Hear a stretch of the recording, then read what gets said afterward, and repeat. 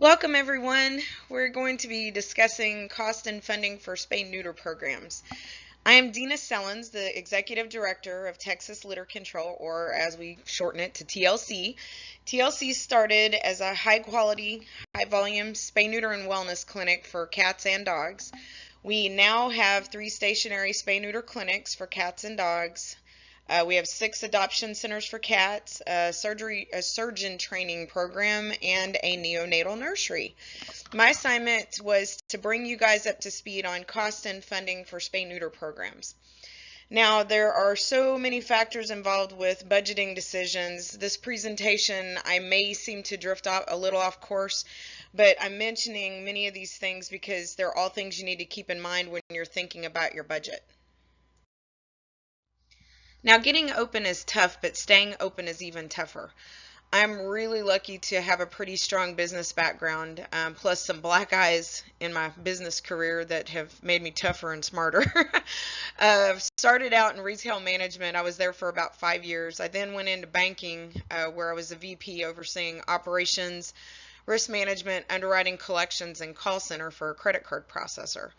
I did have a small security consulting business where I worked a lot of organized crime cases. This is when I decided, though, to open the spay neuter clinic. I had this crazy idea that I would be able to continue my consulting business and then run the spay neuter clinic. It basically would just kind of be, a little part-time thing where it'd take me an hour or two a day. Anyways, that just, yeah, don't even think you're going to do that. Anyone who has started a small business is going to tell you you have to be all in at 100% to get it off the ground and to be successful. So anyways, I ended up ducking out of my consulting business to do this full time when I realized I just flat out could not do both. Now, my first go was a success and a total failure. It was beyond a major learning experience for me, and I'm going to be talking about it a lot so that you guys don't step on the same landmines I did. The success was that the clinic was open and performed more than 30,000 surgeries. In the same sense, it was also an epic failure because I made the mistake of going with an organization whose board had zero business sense. The lady who ran the organization, one of the board members, she opened our credit card processing statement and saw the dollar amount at the bottom and thought I was hiding money from her. And anybody who runs a spay neuter clinic knows your ultimate, once you're full blown running at capacity, I mean your expenses are $100,000 a month. So if you see $60,000 on a credit card processing statement, that's not a lot of money. So ultimately, they ended up meeting in secret, and they fired me so they could save on my salary. And then 4 months later, they bankrupted the clinic. So I know it sounds like a sad story, but it's not. It basically gave me more of a background to be able to get a clinic up and running, get with experienced people who have a business sense about them. I made better choices. So I ended up starting TLC, and we're going and blowing. The experience just made me smarter in how to handle myself in business. And most of all, how to keep my clinic open at all costs.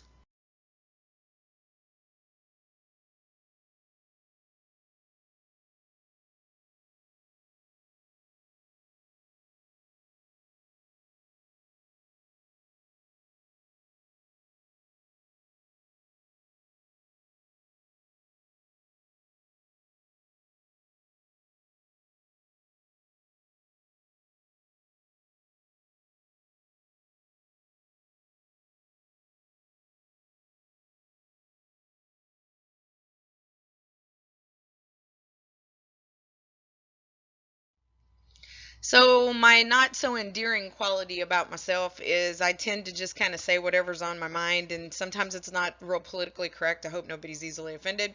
Pretty much everything in this presentation is either something I screwed up or saw another organization screw it up, and I'm just going to call it the let's just not step in this presentation. And I'm going to tell you a whole lot of stories. Now, where are we going to start? Well, we need to figure out where you need to start. The very first and most important thing you need to think about when you're opening any kind of small business is do your homework. You need to know exactly what business model you're shooting for, whether you want a stationary clinic, a MASH unit, a mobile unit, You need to get a business plan and a budget on paper. That is so important. I can't even stress that enough. Know your location's permitting and legal requirements. The legwork on that will kill you or it will make you sore. You want to think about starting small. You need to make sure you have a reasonable timeline, and you need to use mentors. And you notice I've got an S on the end of mentors. We're going to go through all of this in a little bit. Realize this is a full-time job, and make sure your board is on board.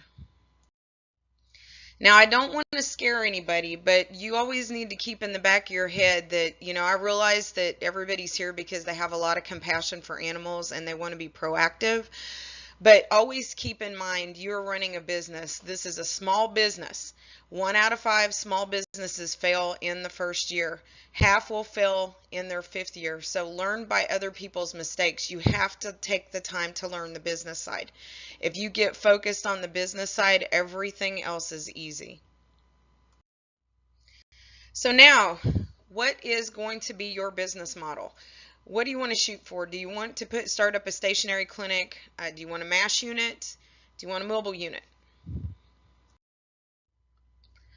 So the first business model we're going to address is the mobile units.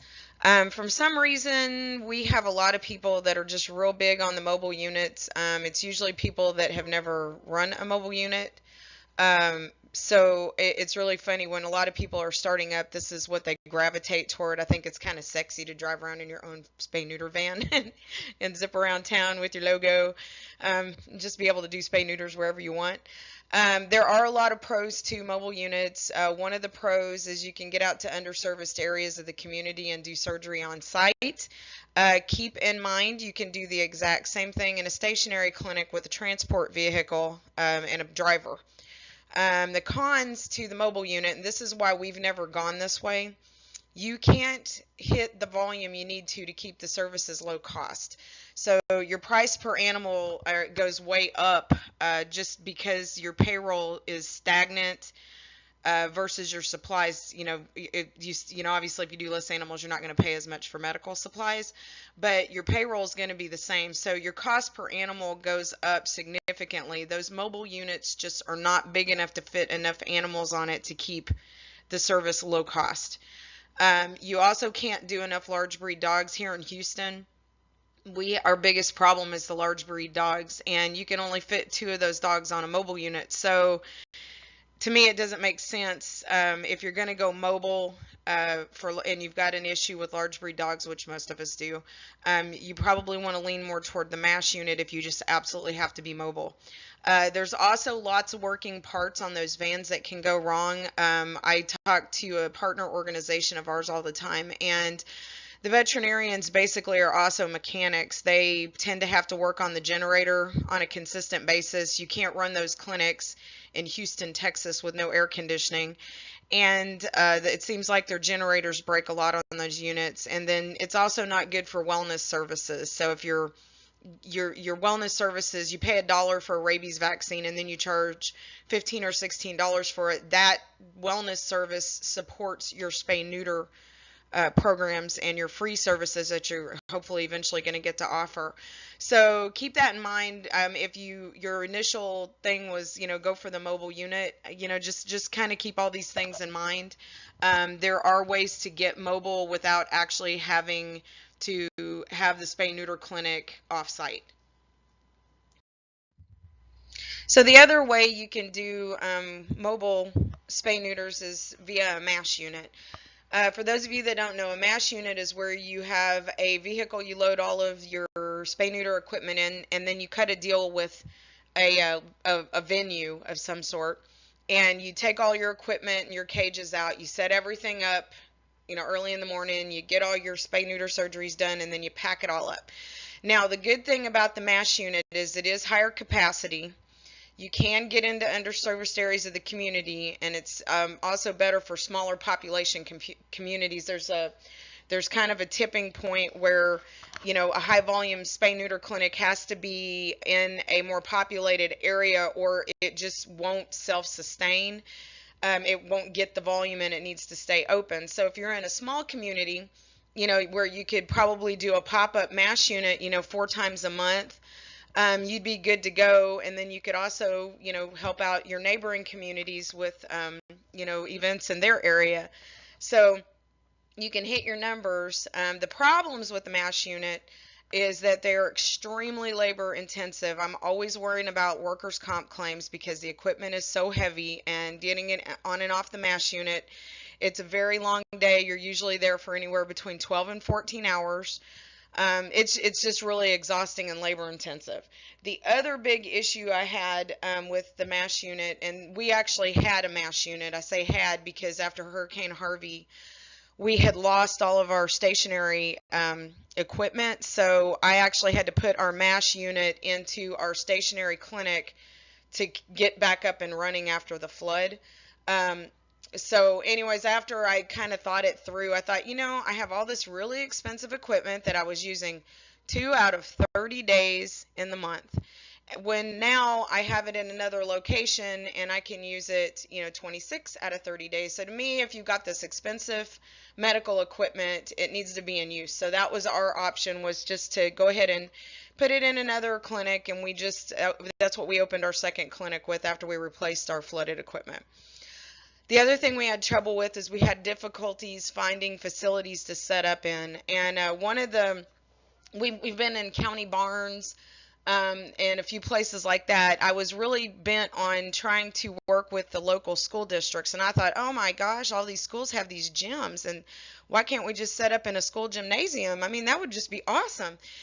Well, it turns out the gym floors are more important than Spay Neuter. They are evidently the most expensive flooring ever, and God forbid, do not ever bring that up with any school you're thinking about partnering with. Hit something like the ag barn. Ask them if they've got an air-conditioned ag barn. That's what we've been using, or we were using. And then we also had one of the schools had a floral arrangement school. I didn't know you could go to school for that, but evidently you can. And they had this big room that was basically just a big cement room that was air conditioned, and we were able to set up the MASH unit there.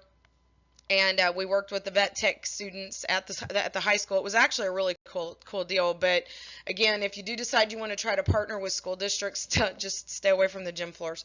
The other big terrifying thing is the anesthesia machines. If you do decide to go with the MASH unit or a mobile unit, look at the DRE medical anesthesia machines. They're like a little box with a handle on them. I had, the first time we tried the MASH unit out, I was so stupid. I put our regular anesthesia machines on the van, and man, I tell you, you should have seen the spider web of bungee cords all over that thing. And every time I turned the corner, I'd back go into a coronary, because you can't tip those anesthesia machines. If you tip a vaporizer over, you just wasted $1,000. So if you do decide to go with the MASH unit, you can get actual portable units. Like I said, they're through DRE Medical. That's the only ones that I've been able to find that are easy to transport. But even then, they are very fragile, and it's just one of those things you don't want to mess up. They're just so expensive. Now, my personal favorite business model is the stationary clinic. I know it's not as sexy as some of these others. The others do tend to get a lot of media attention, and I don't know. For some reason, they're just sexier than the stationary clinic. But I look at everything from a business standpoint. My thing is, you're better off for wellness. Your customers have the ability to walk in, refill prescriptions. The more wellness services you can do, the better your pricing is going to be on Spay Neuter, and the more money you have for your other programs for your charity. You can do a higher capacity at your stationary clinic. Your surgical equipment is being used to the fullest capacity, so it's not sitting in storage, 28 days out of 30. The cons, as far as the stationary clinic goes, you do have the overhead of a lease and utilities, unless you're lucky enough to get someone to donate the space. And you also have the worry about people trying to get to you. Mobile clinics, you can get into different areas and get closer to the population. Just remember, just if you purchase or get donated a transport van, you can do the exact same thing with stationary clinic. You just go pick the animals up in the morning and you drop them off in the evening. If you use a vet tech, that lives close to whatever area, it's even better because then they can just pick the animals up on the way to work and drop them off on the way home. We've had really good luck with it, and we do have some grant money for no cost as far as the our clinic goes, but people will actually pay low cost. The first time I ran a transport, it was in Porter, Texas. And I had just gotten the van, which I called the Spay ship because we're in Houston, Texas. I just literally pulled into the parking lot in a van that said low cost spay neuter on the side. It was at a Walmart. I got completely mobbed. I must have had 30 people run up and want to know how to get their animal on the van. So, that's something to think about if you're dead set on trying to get closer to the community, but you want a more efficient way that's going to cost benefits you much better. Consider looking at the transport model along with your stationary clinic.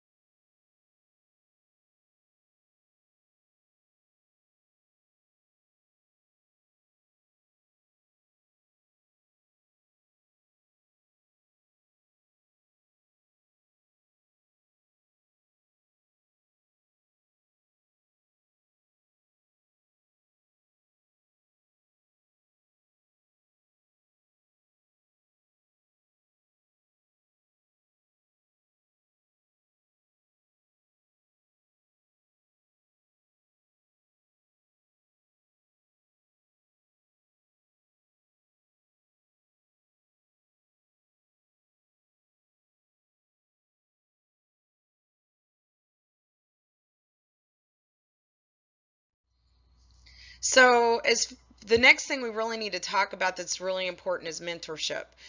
So, there's a lot of different ways to look at this.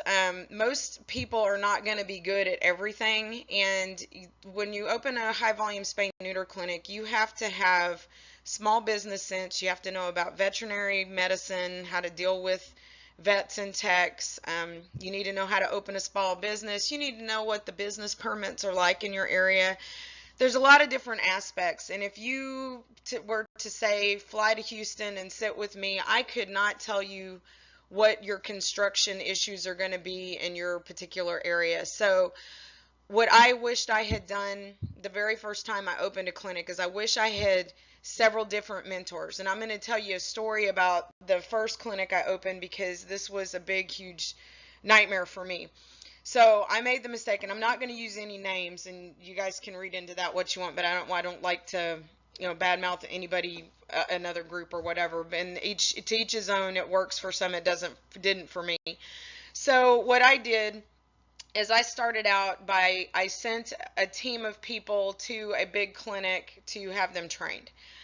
So they spent a week learning how to do what they needed to do as far as workflow. But the problem is the clinic I sent them to, they had a team of people that just washed instruments. They had a team of people that just did the laundry. They had a team of people that did the checkout. It was just, this awesome, huge, beautiful Cadillac. And then when they got back to Houston, they had to drive around in a jalopy or a Pinto. So they're like looking at me going, well, who's going to do the laundry? And I'm like, you are. So it was really detrimental to us. And I thought it was more of a morale issue when we got back. And the vet never got over the grudge. It was just a really messed up situation. Then I also had a problem where later on, you don't want your team getting too close to your mentor clinic. Remember, this is your relationship, and it's okay for your team to be trained by somebody else, but you want to make sure that you're the primary contact and you know what's being said, because I got into a situation where I needed some advice on how to fire my first vet. And when I went to call my mentor clinic, I found out that the lady that was mentoring us went on vacation with the vet I needed to fire. So I had no one to ask a question. I didn't know what to do. I was in a really bad situation. So split out, your needs. When you go out, look for a small business mentor. Go out into the community, and talk to, other small business owners. When you find a space you think is going to work for you, go next door, hit a few other places, and find out what did it take. How bad was it to work with the city or the county for permitting? What problems did you have getting open? Really talk to your small business manager, okay, or mentor, and get a good feel for that area. And if it doesn't seem like it's going to be the spot, look at another location. But really keep in mind and listen to what these people say. Don't waste their time. I mean, just listen to them. And you can poll a few people, but just listen. Um, get you a high quality, high volume spay neuter mentor. That's important because you need to understand, all the ins and outs, how to order, who to order through, all that good stuff. You need to partner with somebody. Whenever you're picking out mentors, partner with people who do not have a financial gain or a personal relationship with your employees, volunteers, or board. So here's another story from my first experience.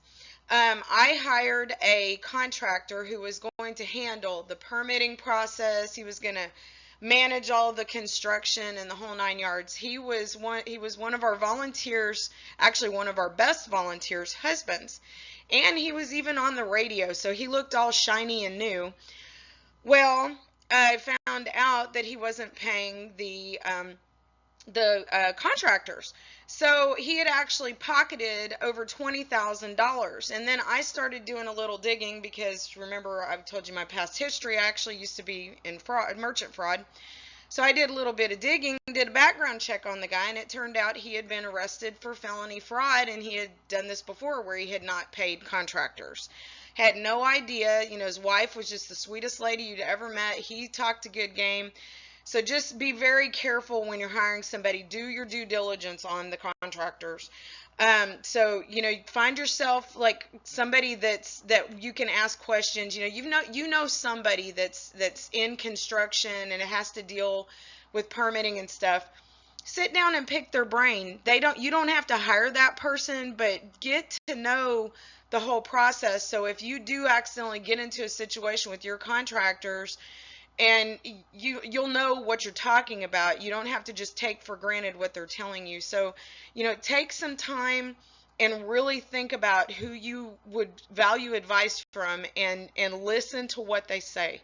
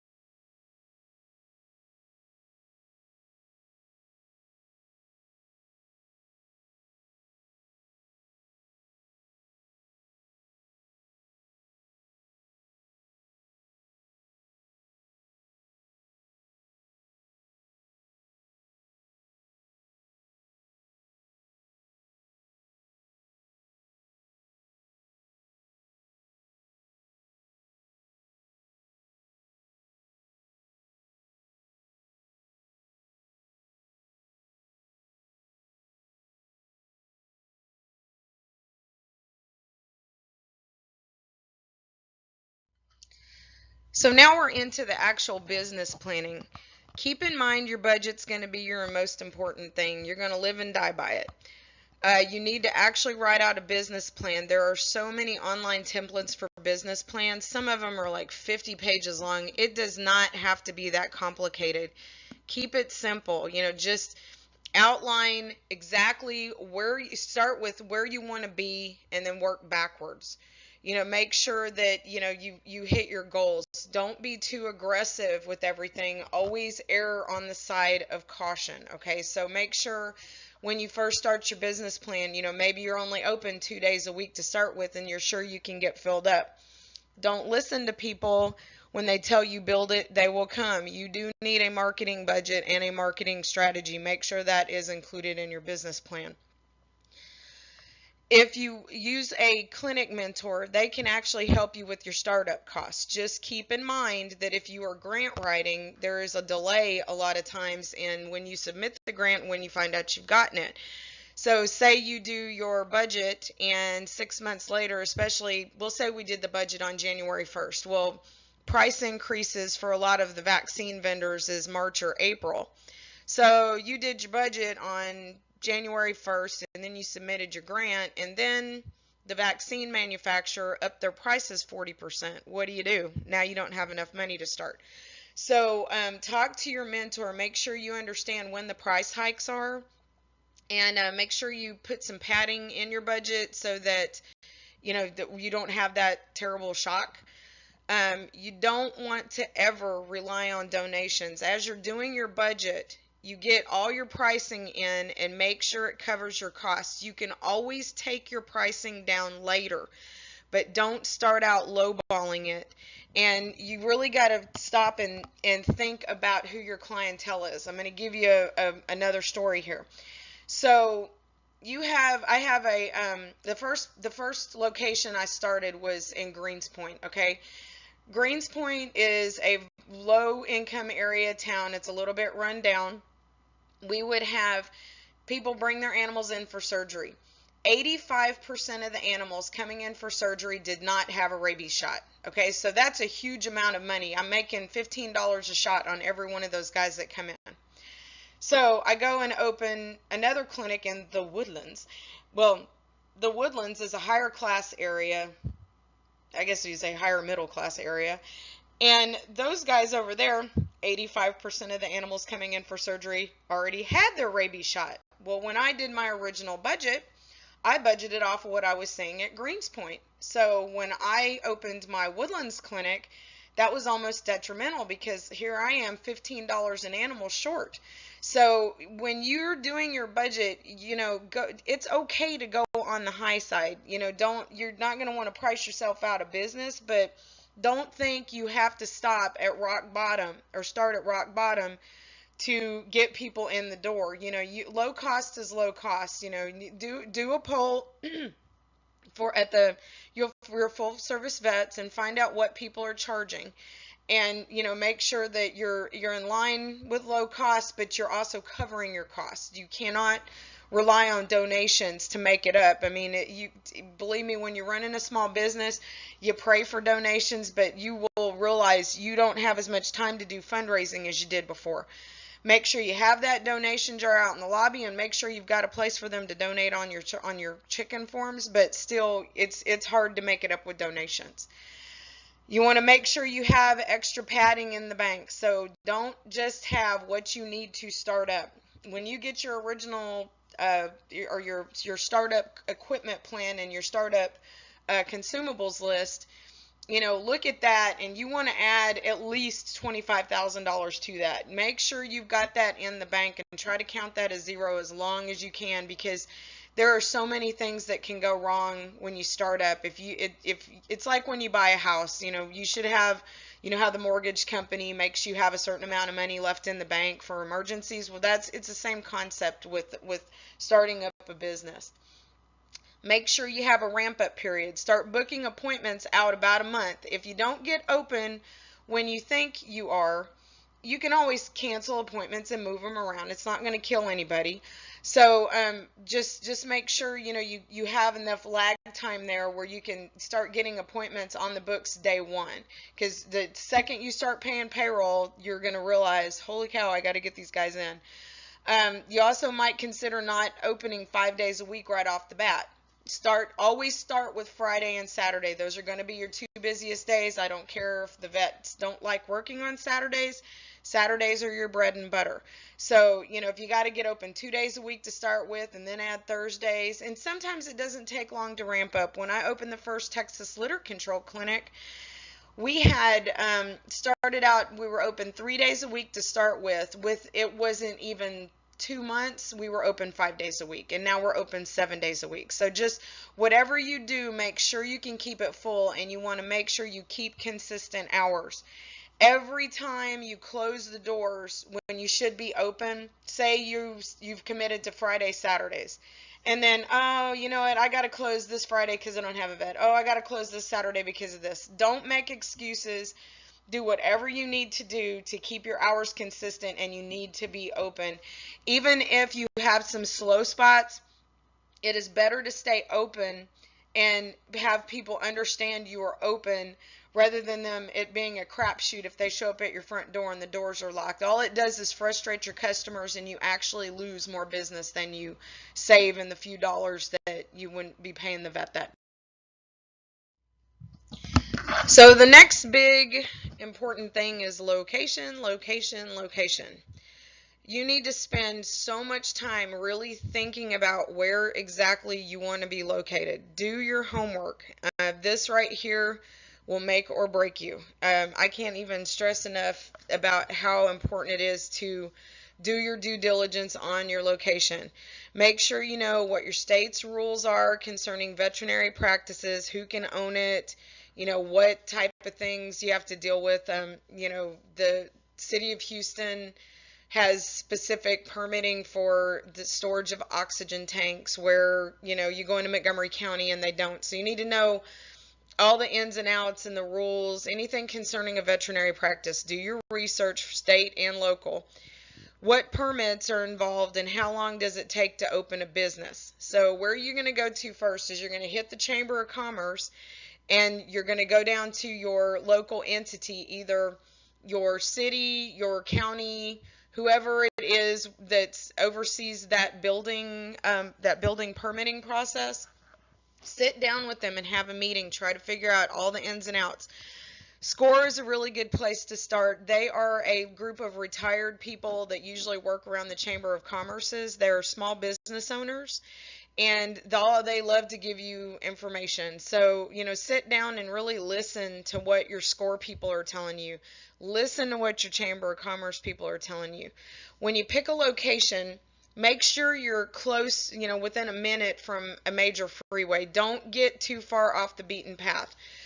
One of our clinics is located inside of another organization's animal shelter. That organization kept opening and closing and opening and closing their spay neuter clinic, so it never took off.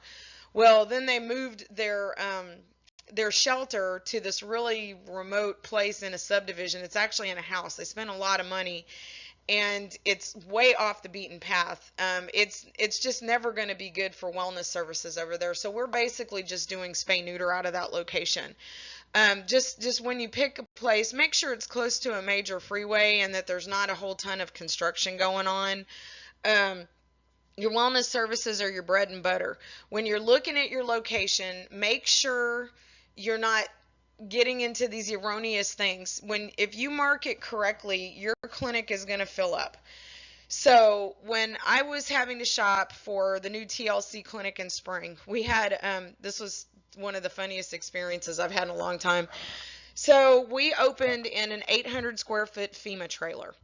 So the FEMA trailer, we outgrew it. I mean, this thing was so tiny. I still can't believe we managed to do 20,000 surgeries in that poor little thing. We had wore it out so bad the floor was about to cave in. Okay, so we decided we were going to get a bigger building.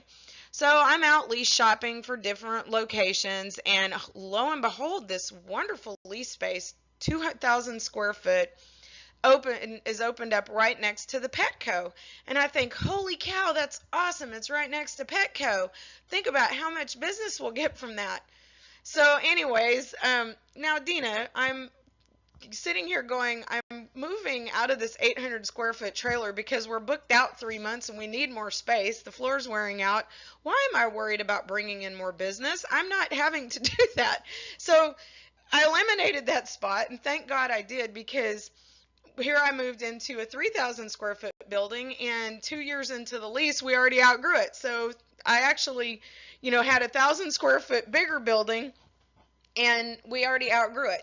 So, it's you do want to take into account, as far as accessibility. Would somebody want to go there for wellness services to get their dog checked out, heartworm tests and your shots and stuff? Make sure it's in a good spot where people can get to that for wellness services, but don't worry about whether it's sitting next to a Petco or not. It doesn't matter. So, now that we've outgrown our 3,000 square foot building, I'm having trouble again because, I not only did we outgrow it as far as the inside, but the parking lot. So make sure when you're shopping for your location, look at the parking lot. I mean, if you are at capacity, can you still fit all of your employees' cars in the parking lot? Well, when we moved, yes, you could, but now we're up to 35 employees, and guess what? If all the employees park in the parking lot, my customers have no place to park. So my poor employees have to park up and down the street. So keep these things in mind and make sure you account for growth, because you will grow. And just again, when you're looking at a location, think about these things. Now, permitting can be your worst enemy or your best friend. Once you get to know all the rules and regs, it's great. Now, the very first location I opened, it took 9 months and several $1,000s to get this thing permitted. Make sure you know what you're doing before you just jump into that, because honestly, if I had realized how bad it was going to be to open a business actually in the city of Houston, I never in a million years would have done it. So even like I told you guys before, the lady bankrupted the Spay Neuter clinic before. That was 6 years ago. Well, that clinic has actually been open, has been empty for 6 years. So now that TLC has grown so much, I started trying to figure out where to put the next location. Since the build out was already done and it's was already permitted for occupancy, I thought, oh my God, this is going to be so easy. I'll just go in and open back up in there and it won't take anything because it was already permitted for occupancy. Well, guess what? It took 6 weeks just to get the lights turned on, and $1,000. That's just to turn the lights on. And then even with all that, when I called at the beginning of December to get my occupancy inspection, the earliest they could get me in was January 24th. So just like I say, make sure you totally understand your permitting and your timelines. And when you're dealing with, your vets and all that, just make sure you don't have them put in notice until you are absolutely 100% positive you are going to open. So, like I say, again, location, location, location. Keep all this in mind. These things right here can burn you so bad if you don't think long and hard. Just do your research, and you're going to hear me say that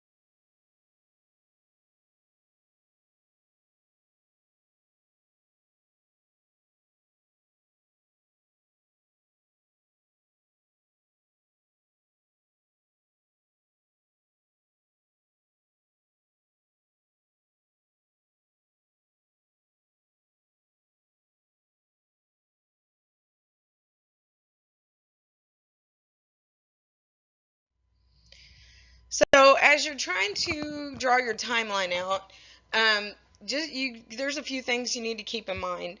So you can't order anything, including, autoclave, surgery tables, cages, anything that you're ordering through a drug vendor. You can't order it unless the vet's already signed off on it. But you can't hire the vet until you open, and and you can pay her. So you got to kind of work that out ahead of time with the veterinarian. Hopefully you can find somebody that'll kind of work with you in the fact, that you're not going to order drugs. You're just trying to get equipment in. Um, but that is one thing that can be a little bit hairy when you're opening your first location and you don't have any vets currently on staff. Again, I said this before, don't ever hire anyone until you know the exact date you will be open. So when I found out we passed our occupancy inspection on January 24th, that's when I knew we could move in and actually open the doors. That's when I told the veterinarian it's okay for you to give notice now. Just make absolutely sure you know when you're going to open. You want to try to pre-book your appointments a month in advance so you can get your schedule full and you can start, hit the ground running. You don't want to have your staff in there the first week or two and then there's no appointments. And let me tell you, it really sucks when you have a slowdown, because no matter what you're dealing with, employees are employees are employees. It doesn't matter if they're a vet, a tech, or the person that's mopping the floor. It's so crazy. You will have a slowdown like in between Christmas and New Year's, where you might have, a 40% drop off in volume. I swear, as soon as January hits and you're busy again, the entire staff starts to act crazy and they get upset that there's so many animals here and how could I possibly. I'm like, dude, it's only been a week. So you don't want them getting spoiled on, oh, I only have 12 animals today. So pre-book out as far as you can in advance. You can always move them around later if something happens and you got to delay your opening, but do your darndest to get animals, as many animals on that schedule as you can, just and consistently, because I'm telling you, your staff will turn on you on a dime. That's one of the things that's always driven me crazy in this industry. Think about doing a soft opening versus a grand opening and explain to your employees what that is. A soft opening is an unannounced opening where maybe you pick a couple of rescue groups, and just so your team has the opportunity to have a run at, the workflow and everything, maybe do 3 days where you partner with somebody or you have your own shelter animals that you're going to do, where the heat's not on just yet. It's an unannounced opening. You're just going to go ahead and let your team get used to the surgeries. And then when you do your grand opening, that's when you get slammed. You might think about that. Like when you're doing your pre-book appointments, give them a day or two where you can, they can get the workflow down, but just make sure you don't spoil them too long. Trust me. Expect construction delays. If you think something is going to take a month, just expect it's going to take 2. Then you're not disappointed. I mean, like I say, that first location I opened, when it took 9 months to just get the plans approved, that was not construction, that was not the re-inspections, that was nothing except just to get the building plans approved. It's just expect all that. Same thing, with their occupancy permitting. I mean, even if it's just getting that last piece, make sure the time frames. How far out is your city or county booked on inspections? Really dig into this stuff while you're doing your timelines. Then you're not so stressed out. You haven't made a lot of promises to people.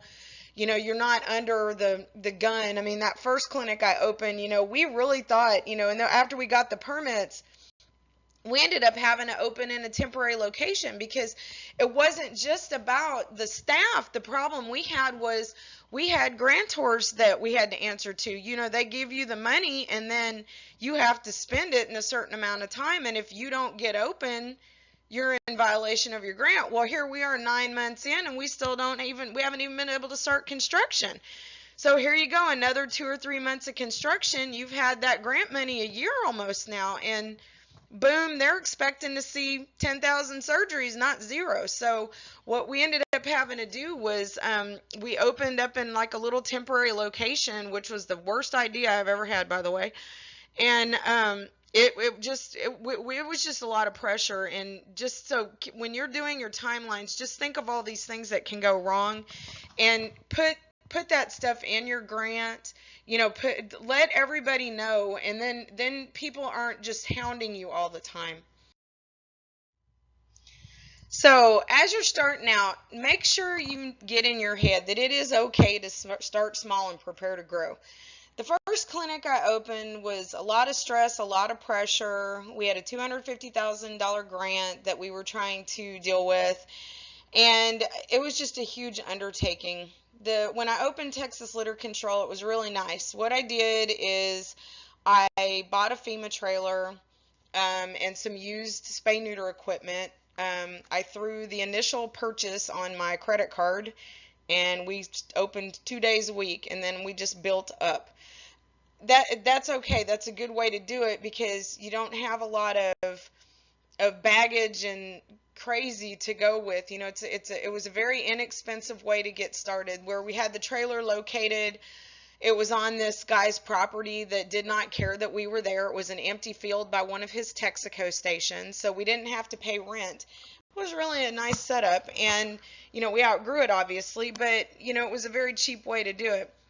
I've seen other inexpensive ways to do spay neuter clinics. I saw one where someone had bought an old spay neuter van, and they took the wheels off of it, put it up on blocks. Again, you can't really do as much volume in those, but it was a way to get started. So it's something to consider. Make sure if you do a lease space, really understand how much a build out costs, because they cost a lot more than you think they do. I mean, just make sure what it is in your area. What I like to do is look at lease spaces that have a lot of working room that you don't need to do anything to. If the less construction you have to do, the better. The cost to get open is all going to depend on you, the location, and the permitting requirements. So just make sure, you again do your research, and it is okay to buy used stuff.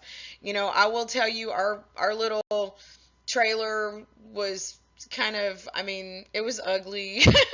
And we had a little curtain. We had the trailer turned backwards, and we had the one bedroom was the wellness room, and then we had the kitchen and the dining area and living room was our surgery suite and prep area, and then the two back bedrooms were the cat and the dog kennels.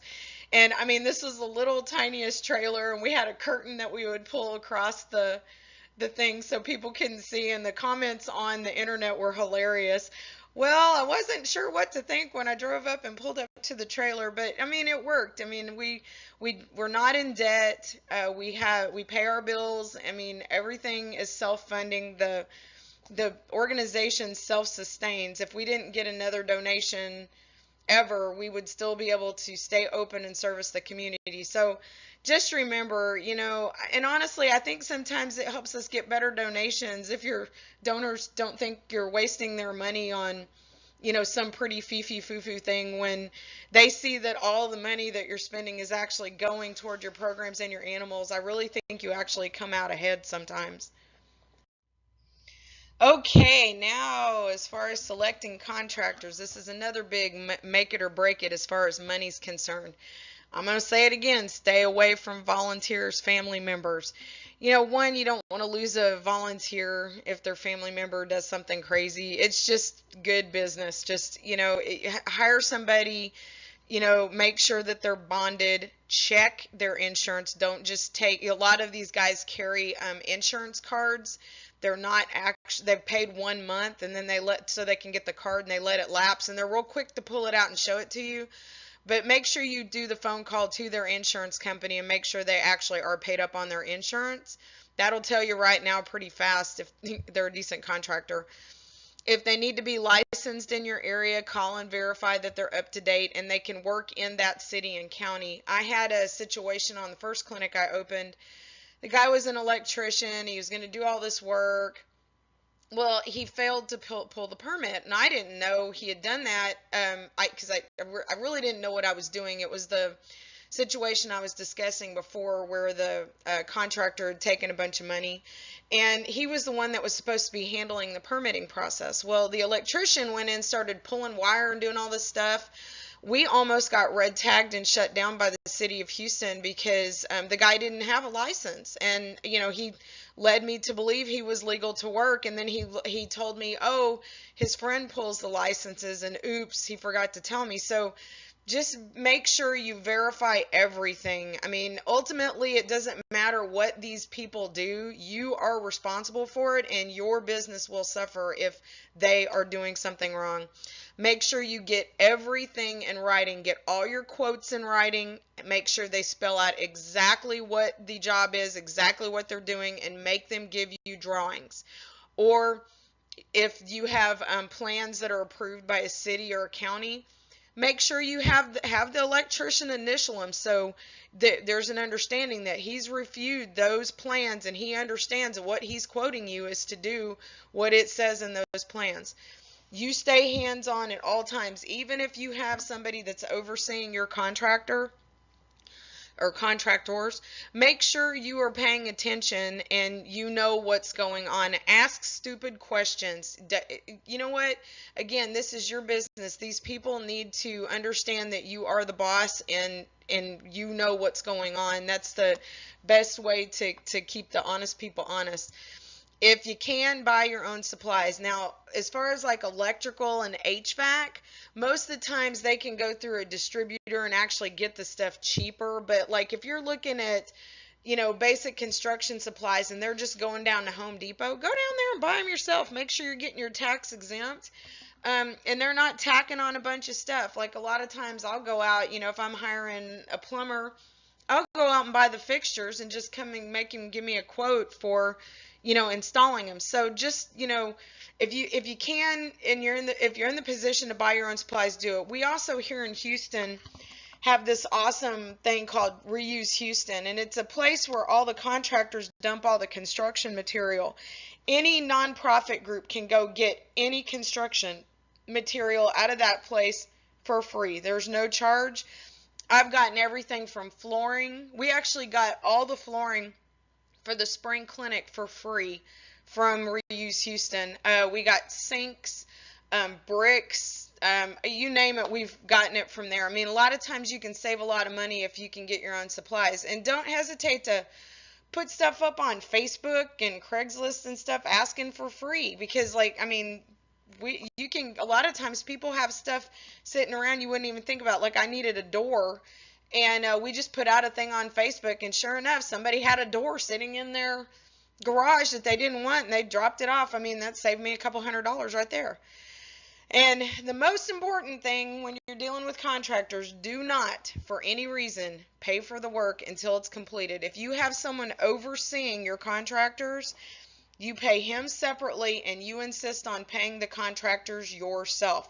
Do not hand him a $20,000 check and expect him to do it. And if you guys are wondering how that $20,000 thing actually worked out, it turned out the guy was on probation, and I was so mean. I used to work with the Secret Service office here in Houston, and they got me in touch with his probation officer, and I threatened to pull his probation, and lo and behold, he showed up with my $20,000 in cash. But most people aren't in the situation where you can threaten somebody like that. I just happened to be lucky enough that he was on probation. But just make sure you don't pay him, and pay the contractor. So budgeting. Now, everybody wants me to tell them how much it costs to start a spay neuter clinic. So when I started the first spay neuter clinic, it was pretty much $200,000. So the second spay neuter clinic I started, it was about $38,000.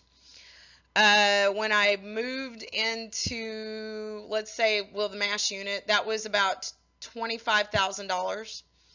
And then this latest endeavor, I went with pretty much mostly used equipment. It's going to cost us probably around $35,000 when everything gets said and done.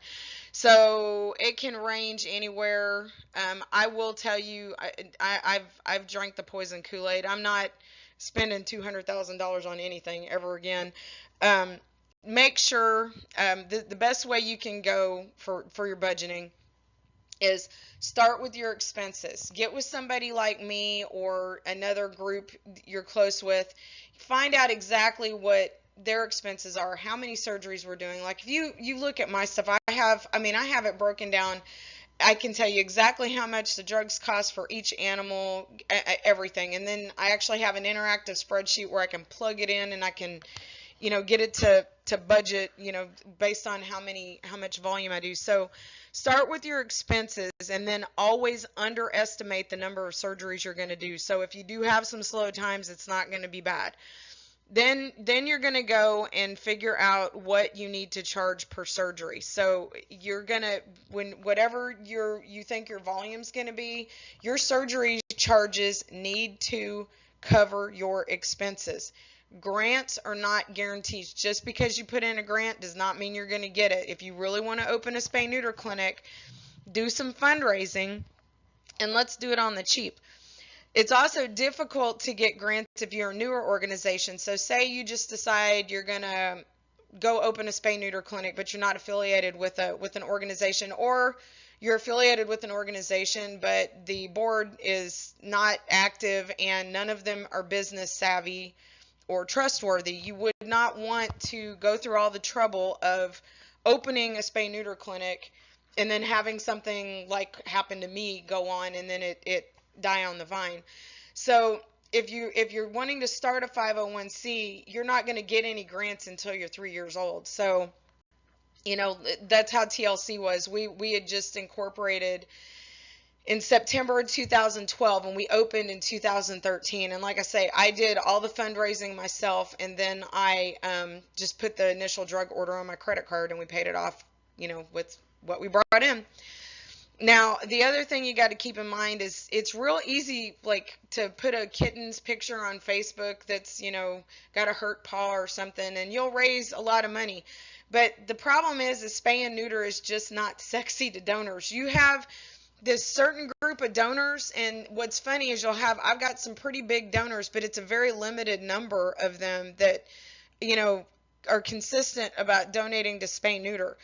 It's just not sexy to the average person. And then, you got these guys who they'll donate to an animal shelter, but then they're crossing their legs when you're talking about neutering their dog. So, it is what it is. You can't rely on outside resources for money. Make sure when you are doing your costing that you are charging what you need to stay open. Now, I put together a website, tlceducationstation.org. I put up our startup equipment lists, just a bunch of brainstorming. There's forms out there, all kinds of stuff you can use. But if you want the startup equipment list, it's on there. Now, I didn't put pricing on it because the pricing changes so much. So you just need to, if you're ready to do something like that, you're more than welcome to email me and I can pull down what we're currently paying through Henry Schein and these other drug vendors that we've got deals with. I'm more than happy to share pricing with you. You just need to email me and let me know.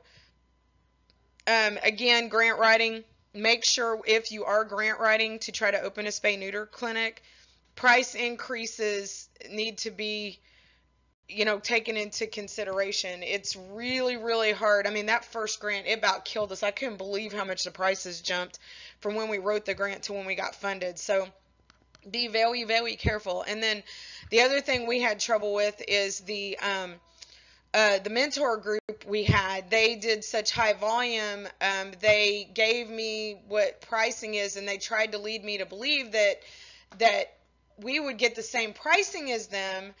And it's not true. There's no collective pricing for a group of spay neuter organizations. So it's all based on what your volume is. So just be very careful when you're dealing with other people's pricing. The good thing about TLC's pricing, the way I've got it, is it's just basic shelter pricing through the different vendors. I don't have like I mean, anything special that I don't believe anything we've got pricing worked out on that you could not accomplish. So again, if you need it, just ask. So a couple more little budgeting tips here. To discount or not to discount. Rescue versus public. Now, I'm kind of a jaded person when it comes to this. First of all, you need to figure out what your mission is as far as being a spay neuter clinic. Now, this is my 2 cents worth, okay? As far as I'm concerned, rescue groups can work out pricing with full service vets. They do it all the time. They are going to spay and neuter their animals no matter what. As the public won't. So my focus is on the public, okay? This is for several reasons. That's the main one, but it also goes to blended business, okay? Who is going to throw you under the bus if there's a problem at your spay neuter clinic? Now, this is another little story I want to share with you guys, and it's tacky and it's terrible, but it's true. Back at the very first clinic I opened, we had a rescue person that came in, and she had 2 kittens that died a couple days after surgery, and she finally took the other 2 kittens to the vet. Well, it turned out they had pneumonia. So the vet told her evidently they had an upper respiratory infection that broke after the surgery, because they did get cleared for surgery, but they broke with pneumonia, and the 2 died, and then the 2 went to the vet. Well, the vet told her to keep the kittens warm. So 2 days after that, I get this hysterical phone call from the veterinarian that she normally goes to. And the guy actually called and accused me of taking metal clamps and holding the cats down while we used pliers to pull their testicles out. This is an actual veterinarian that called and was screaming at me. Well, we've sent our staff to this vet clinic because we wanted to see the injuries. We couldn't figure out what on earth could have caused something like this. Well, they conveniently bolted before our staff got over there to examine the animals. We finally got the rescue person to send us pictures. Well, they were clearly burns is what they were. Well, instead of sending the kittens for a necropsy to Texas A&M, she ran to the media. So this whole big to-do happened with these nasty pictures of these burned kittens, all showed up with our name all over them, all over the internet, okay? Well, at that time, we had 60% of our business was rescue people, 40% was public. Well, the 60% believed this goofy woman that we would use metal clamps to, I mean, seriously, who on earth would, do something like that? The drugs to knock out a cat, is less than $1. So anyways, long story short, she about did us in. We went through a month and a half of living hell where our volume dropped off. We were almost to the point to where we couldn't pay employees. It got that bad. And then it turned out we ended up having to send, we actually demanded that they send the kittens, the 2 surviving kittens, to Gulf Coast for special treatment. We had the burn person actually told us and her that, it was definitely a confirmed burn. To this day, she still denies it, that we're all lying and they weren't burns, that we actually did that to these kittens. And so anyways, it just did us in. So when you pick your rescue groups that you're going to work with, if you do choose to go that route, my recommendation is to try to find the ones that are level-headed, that they've got money, that they pay bills. Get some references from the other vets. Like, a lot of times they'll see a clinic pop up, they'll all run to you, and they will seriously, converge on you, try to open up credit, and then they won't pay their bill. And if you start calling their other vets, sometimes we had one that did that with us at the first clinic I opened, and she was in debt with the another clinic for over $30,000. So you can't afford to float these people. That is not your responsibility. Their rescue organization is their responsibility. So just keep all that in mind as you're thinking about offering discounts. What I do at our clinic is we don't have rescue pricing. We have what we call volume pricing.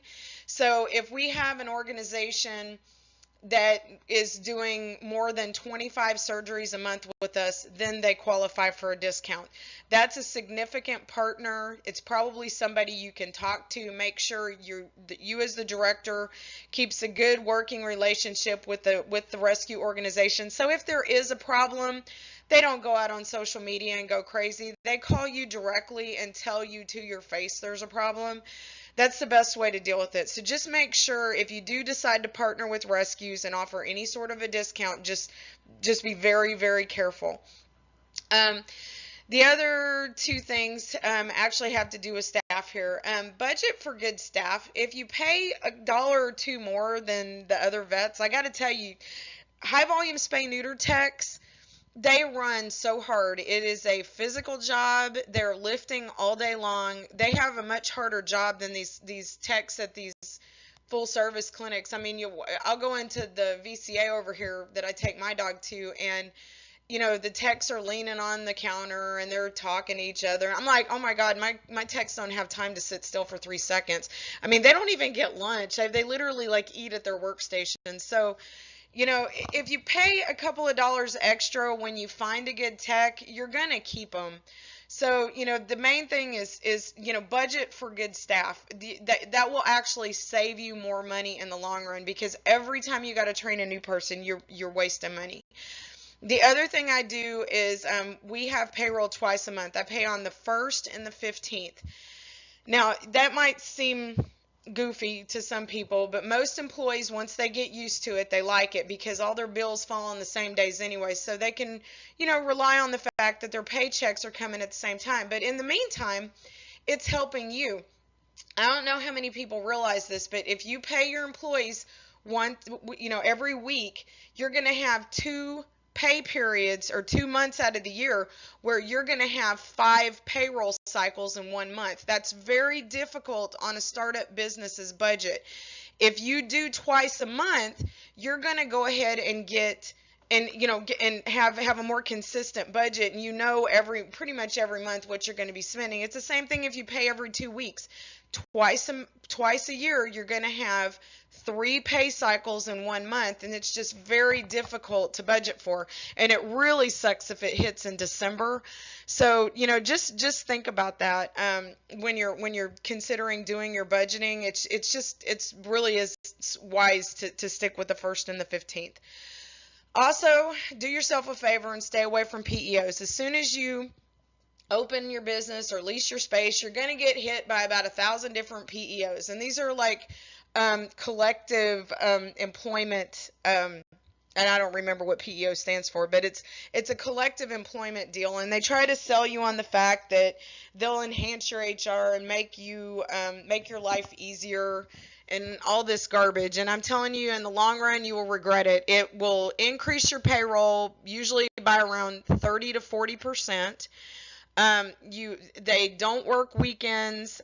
They are a legal nightmare. And once you're roped in, it's very difficult to disentangle yourself from them. So if you hear the word PEO, run like the wind. We used Insperity, HCBR, and Trinet, and I had a bad experience with every one of them. So just be very careful when you're dealing. Get yourself a decent payroll company, and then learn HR. You need to get some For Dummies books, and start to take some one-day classes, some management classes, to get yourself familiar with more HR processes if you don't have that in your background. But again, just stay away from the PEOs. That will save you. So accounting, now if you'll notice on my little resume I gave you up front, accounting was never on it, and boy, I tell you, I still hate accounting. um, The only problem is this is the one thing you do not want to delegate. You need to know exactly how much money you have in the bank at all times. You need to be looking at your deposits, making sure it doesn't look like anybody's scamming. You need to make sure things seem normal. You run your balancing reports.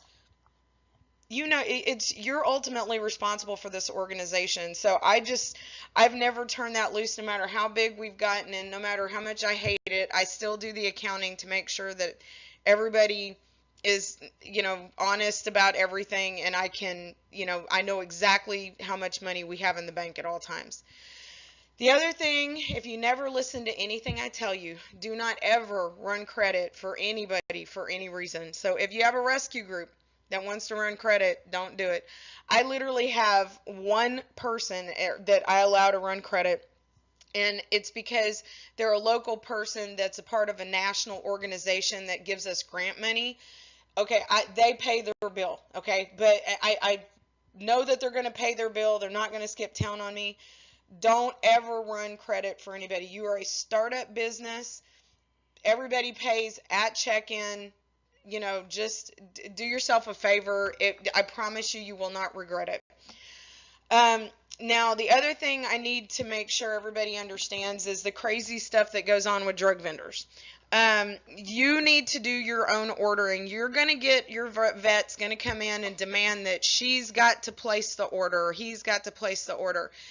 Okay, you need to set up something with your drug vendor where, okay, they can put everything in the shopping cart, but you place the order. You review everything and make sure they're not over ordering, because these drug reps come in and they say, hey, if you order this much stuff, we'll give you this $500 Visa check card, and there's no name on it. It just comes, or they'll bring it to you. And the reason I had to fire a vet was because I found out that the drug vendor was giving her cash kickbacks for our initial orders. Well, we had to throw away thousands and thousands of dollars of product because they expired. We weren't even doing wellness when we first opened, and she ordered, boxes of heartworm prevention. No way we were ever going to use it. But what it was is she was getting money from the drug rep, and I didn't know it.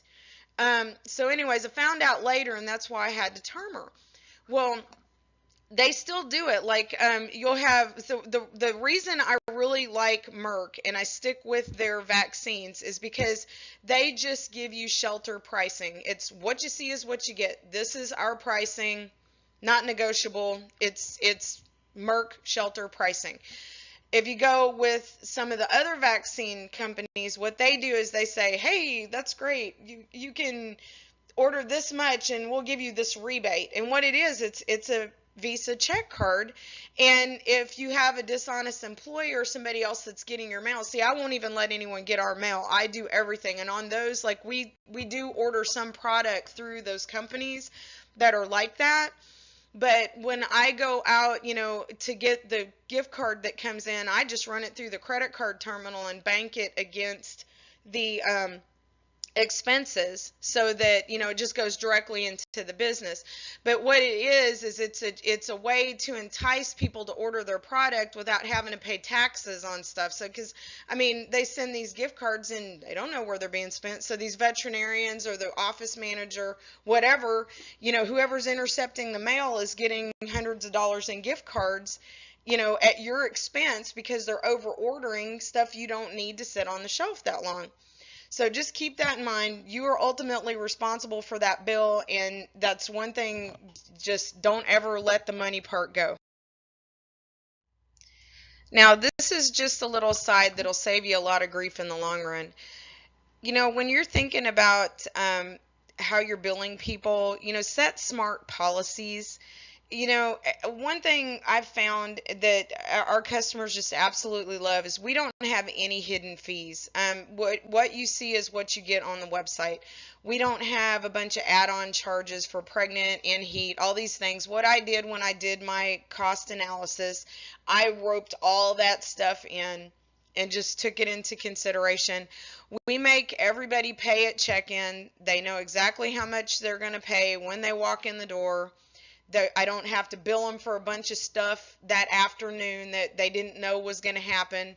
And I've just found over the years this has worked best. If you bill at checkout, a lot of people will realize you're a charity, and they'll come in and they'll say, oh, I didn't know I had to pay. Well, you can just keep my dog.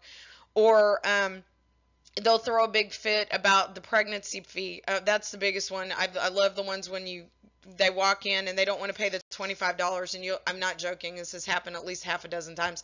They'll start screaming at you, oh, the babies, oh, they killed the babies, and until they raise enough stink to where you just want them out anyway. So it's just not worth the $25. Just factor that in, charge $1 more on the surgeries rather than adding on a bunch of fees you're going to have to bill at checkout. It just creates a better customer service atmosphere. There's no misunderstandings, and everybody's on the same page.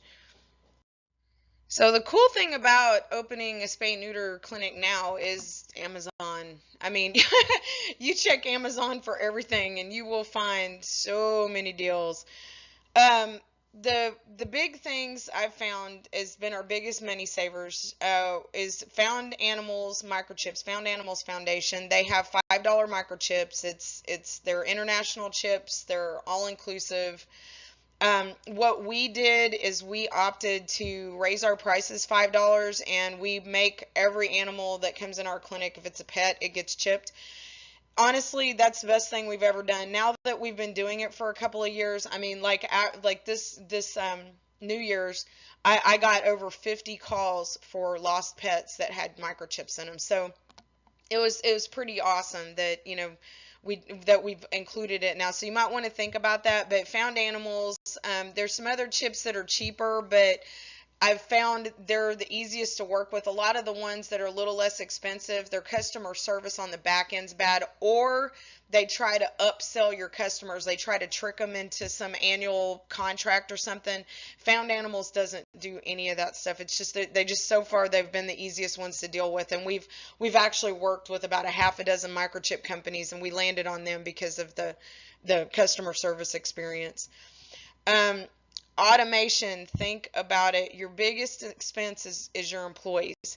So if you can go paperless, do it. We use eVet Practice, and everything's online. We have touchscreen computers. Everybody signs release forms in the system. We have real-time online booking through Next in Line. And the cool thing about Next in Line, it's really good for you financially, because if somebody, say I have a large breed female dog and I can't get an appointment for a month, well, the cool thing is you can book your appointment and then add yourself to a waiting list. And if someone else cancels earlier, it notifies the customer that's in the waiting list that appointment opened up, so they can jump on, book their appointment, and you don't have as many no-shows. So I love that system. And Next in Line actually interfaces with eVet Practice, so the systems talk to each other, and you don't have to worry about all that. The other thing with Next in Line is Texas Litter Control actually spent $5,000 on an enhancement just so we could use it for high volume spay neuter. Your vets don't want to do 20 large breed female dogs in one day. The problem with most of the clinic softwares is it doesn't allow you to limit it'll let you book by cage size, but it won't let you limit the number of females. Well, I wrote an enhancement into Next in Line where it does allow you to do that. It also has a customized confirmation email with each different appointment type, so you can customize, however you want it. We use tablets a lot of times for like our adoption animals in our sick room. We have a software called Animal Shelter Manager, so we have no paper as far as adoptions go. We also went through a voice over IP phone system and have kind of a calling tree set up where customers can actually, pick options and hear different recordings. A lot of times it cuts down on the number of phone calls that we get. And in fact, since we implemented the voice over IP phone system, we've actually seen a 30% drop in phone calls. Now, I'm all about used equipment. I consider refurbished and used different. Okay, so refurbished electronics. Okay, it's cool to buy a used surgery table. Not very many working parts to it. I have had nothing but trouble. Like, you don't want to pay $7,000 for a brand new autoclave and it only worked for a month. A refurbished autoclave and it only worked for a month. Go ahead on stuff like that. Buy brand new. You don't get that much of a discount. And honestly, I've had bad luck mostly with the electronic type stuff. Um, Another thing that I use all the time is it's called slapsale.com. It's a website where it's not in all areas, but there's a lot of them in Texas, and I can't remember what other states they're in. But slapsale.com, they all they do is they buy big lots of medical equipment and other things, and they put them up for auction. So like the first spay neuter clinic I opened, there was a spay neuter clinic that had bankrupted even before that one, and I actually was that equipment landed on slap sale, and I was actually able to buy a bunch of spay neuter equipment off of there on the cheap, like surgical instruments and stuff like that. The other thing is check Amazon. I've got the list I put on the TLC education station, the startup equipment list. I actually put on there, where, what you can buy off of Amazon and stuff. But seriously, check your drug vendor and then go to Amazon and eBay. I haven't paid full price for a surgery table in forever. I mean, the most I've paid for a surgery table, including shipping, has been $600, and that's because I buy them off of eBay. You would not believe how many surgery tables and stuff, and those things, like the one I bought last time, I mean, it was a $2,000 surgery table. I got it for $600. So check Amazon and eBay before you check anything else. Also, another good resource is TechSoup. They offer discounted software to charity groups, so you can get, the Office suite, you can get Adobe, everything's at a big discount. There's virus protection software, there's all kinds of stuff, but that's another place that you can. Now, I know this is probably something that you wouldn't think would affect your bottom line, but it really does. Dealing with the full service vets, it's either going to help you or hurt you. My employees know that they're going to get fired in a flash if they start bad mouthing the full service vets in the area. There is a need for them. We cannot x-ray anything. If my dog got hit by a car, my vets could not do anything for him. We need full service vets, okay? And if you play your relationships right with the full service vets, it is a give and take situation. So we refer a lot of business to the full service vets in our area, and we make sure that they let the vet know that we referred them. And we have a really good relationship with all the vets in the area. So the first thing we do is join the Chamber of Commerce. It's not very expensive. It's usually $300 or $400 a year. And even if you don't go to all the meetings, you drop in occasionally, you meet everybody, go to the new members meetings. Most of the veterinarians are chamber members, and they go for the free wine. And, it's hard to badmouth somebody when you've sat and talked to them over a glass of wine and you hang out. Invite the vets to your open house. Just make them feel like we're a partnership, but when you talk to your employees, make sure they understand, we don't have the overhead that the full service vets do. They have the $75,000 ultrasound machine and the $50,000 x-ray machine. We don't have all this fancy stuff, and we don't have the overhead they do. They have to charge what they charge. There's enough business for everybody, and the people that come to us probably aren't going to go to a full service vet anyways. So we actually moved right behind a VCA. We are literally, I can spit on the VCA. And I mean, we have the best working relationship with that clinic. I take my personal dog there as a good faith gesture, and they're good people. So just absolutely make sure your staff walks the walk. Everybody has a place in this world. You do not have to badmouth the vets. Bring their staff treats. What I do every year when we publish our calendars, I make sure I bring all of the employees at the VCA and the surrounding vet clinics copies of our calendars. I'll pop in sometimes and just go talk to them, see how things are going. Dr. Nicolosi, he came to our grand opening, and, he's just the most wonderful vet. So, and we actually had an emergency one day where we needed something, and I'm not a medical person. You wouldn't want me doing surgery. But we had a medical supply that we don't carry as a high volume spay neuter clinic, but VCA had it because it's an emergency thing. It's just something that even in an emergency situation, it's so rare that we would use it. We didn't carry it. We were able to call VCA, run an employee over there, grab that thing that they needed, and the dog was fine. But it's a real good idea to have a really nice relationship with the local vets. It can't do anything but help you. So if just like I say, tell your employees walk the walk. That I can't stress how important that is, and it does help you financially, or it can hurt you. So just some last bits of advice and all my errors that I've made over the years. Make sure you grow thick skin. You're going to have some eggs thrown at you. Nobody's going to agree with your decisions, especially the rescue people. Just make sure you make your decisions, be consistent, and stick with them. Don't bend your own rules. If you felt it necessary that you have to have that rule, stick with your guns. I mean, you can stay within your rules and have good customer service.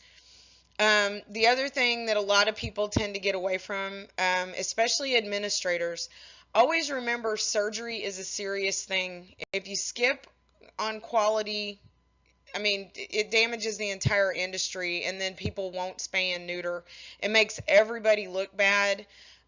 Remember that the high volume spay neuter, it's an assembly line. The more you get off track and the more mistakes you make, the more it can cause a death, and the more time and payroll it costs you. It costs emergency room fees. Keep those in mind. All these things that I'm bringing up. I know a lot of them you wouldn't think it would come down to money, but it really does. And then keep in mind, always think in numbers and money constantly. Drill it into your employees. Now, I will say my employees are a little more drilled than they should be. I was like beating myself the other day. We have these little contact lens holders that they keep the tattoo ink in. And, they cost, a buck at the dollar store. Well, they evidently, one of them, they lost the lid to it or something. I don't know what they did. Anyways, they've been putting this little thing in like a plastic baggie. One of my employees comes up to me the other day and says, Dina, can we please replace this? And I'm looking at him like, have I really got you that beat down on what we spend that, you're going to worry about a dollar store item? I felt kind of bad. Anyways, that my employees do walk the walk. They understand, we're a low cost clinic. We have budget to keep in mind. And when we have a new vet, I will tell you, my techs are the first one. They're real nice to the vet and they'll agree with her, and then they run get me if they're trying to order some crazy widget for $5,000. So if you treat your employees right and talk to them and make sure that they understand what you're doing, that they do get it and they appreciate it. Well, again, I really appreciate your time tonight. I hope you guys found some of this helpful. Again, my name is Dina Sellens. I'm the Executive Director for Texas Litter Control. My contact information is on the screen. If you guys ever need anything, that's my actual cell phone number. Don't hesitate to call me. If you get the voicemail, just leave a message, and I usually get back to you pretty quick. So I wish you guys the best of luck, and I hope to see 100 clinics open from this presentation. Have a great night. Bye-bye.